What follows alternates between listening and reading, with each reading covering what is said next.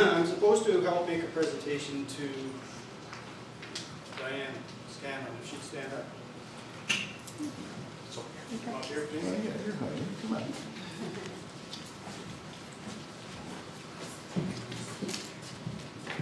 Before I speak about Diane,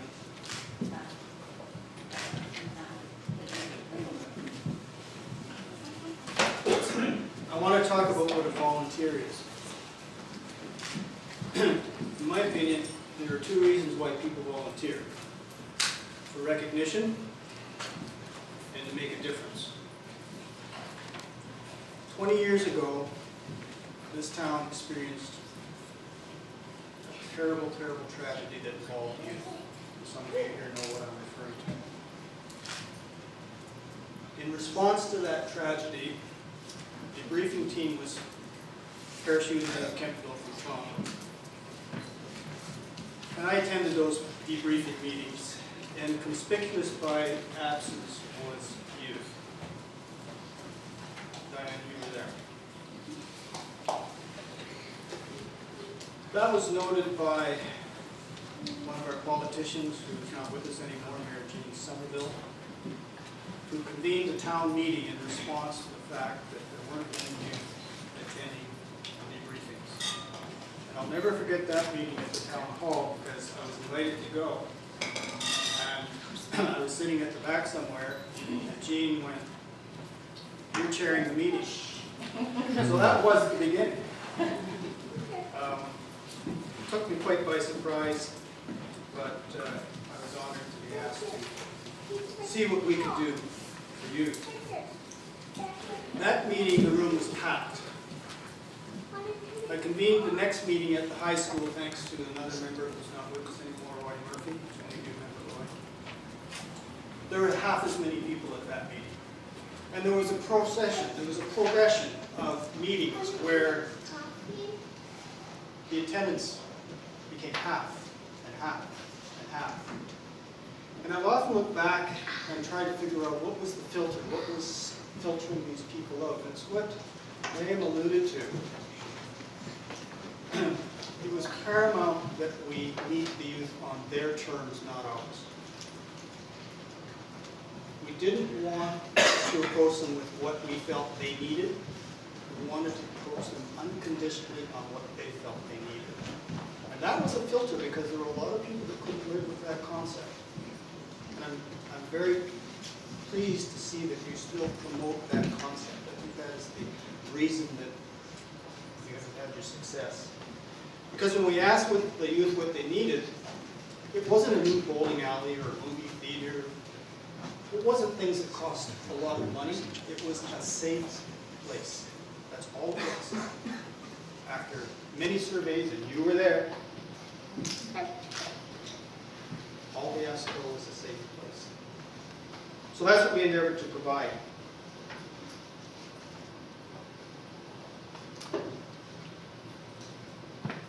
I received a phone call from Pamela Powers, CBC Radio, shortly after the opening on Van Buren Street.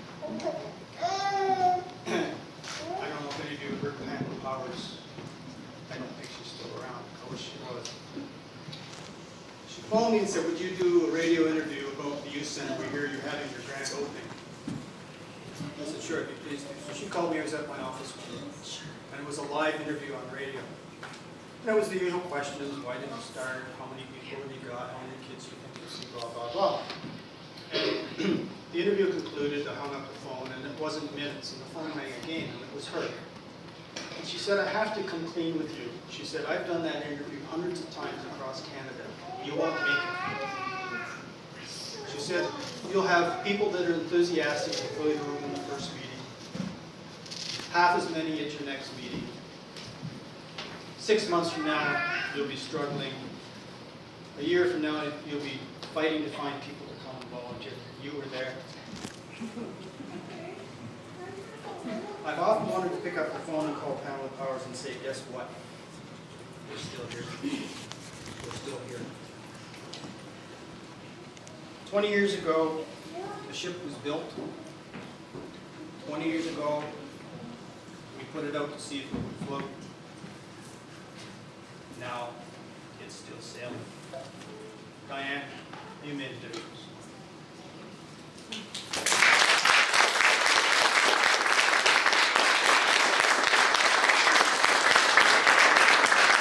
But could you start off with your name, please, and how you got involved with the Youth Centre? My name's Stacey Tenbolt. I always knew about the Youth Centre. I guess even as a youth myself, I'd once in a while go to the weekly youth dances that at that time were being held on top of the old arena. And that's when Joanne was executive director. I started with the Youth Centre in 2008 as the executive director. I was with the Youth Centre for 4 years, till 2012. And that's my involvement in the Youth Centre. I think the Youth Centre's come a long way in 20 years, considering it was so stereotyped in the beginning, and even us moving into this had some of that stereotype. I think youth, unfortunately, sometimes are stereotyped, but I think the great job that the Youth Centre does and the positive images the Youth Centre shows to our community has really changed that, and I'm sure it'll continue in the next 20 years or more as a fun, open-minded space for youth just to come and either have just a fun time or feel safe and feel included and a part of something. I think that's super important, and to come and have a fantastic time. Okay. I would just like to ask you to state your name, please, and how you got involved with the Youth Centre. Name is Barb Tobin. I'm a councillor with the municipality of North Grenville now.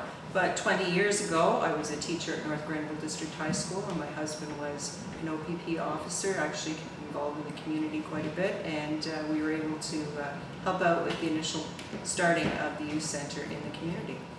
Do you have any encouraging words for the Youth Centre, or anything that perhaps in the next 20 years you would like people to hear from you?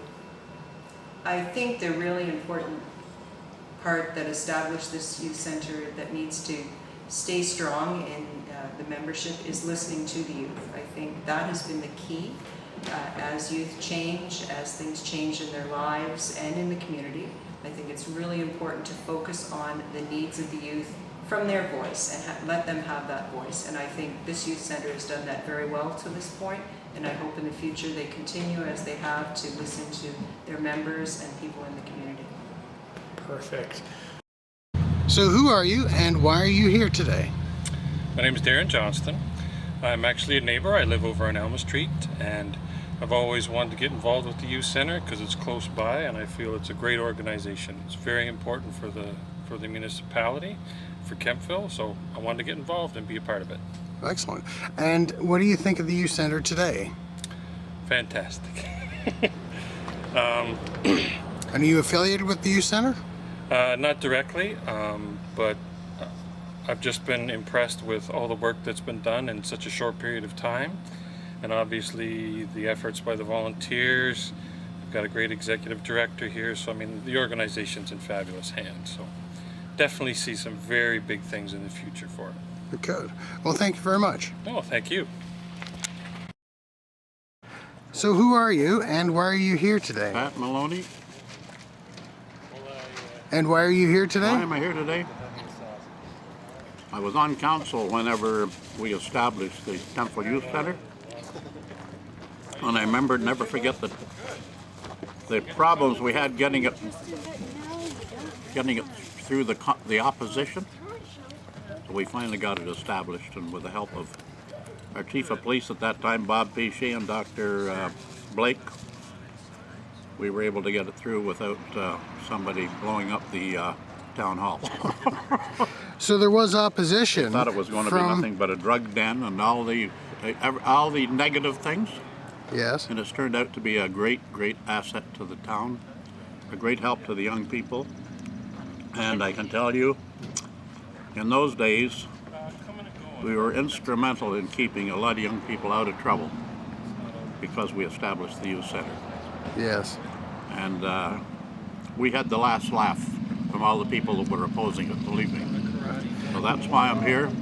I've always had a great interest in it. And that's one of the greatest things that happened for the youth in Kemptville. Lori Bertram. Lori, come on up. Mayor Lori, we'd love you to come up. So this star is going to go on our donor wall. So in our entryway, we're putting up all of the stars of our supporters that are our main funders over the last few years and putting them up in our entryway. Lori here, along with Diana Scanlon and God bless Peter Nichols. They were the true heroes at the beginning. We had fun. There was a vision. We were the ground soldiers. We got the work done. Spent a lot of hours, totally enjoyed ourselves. We totally believed in the youth. And if it wasn't for people like Lori, Diane, Peter, I mean, the whole thing would have collapsed. I don't think we actually dreamed that it was going to last for 20 years. I know that I go across Ontario, you'll find youth centers that come and they go.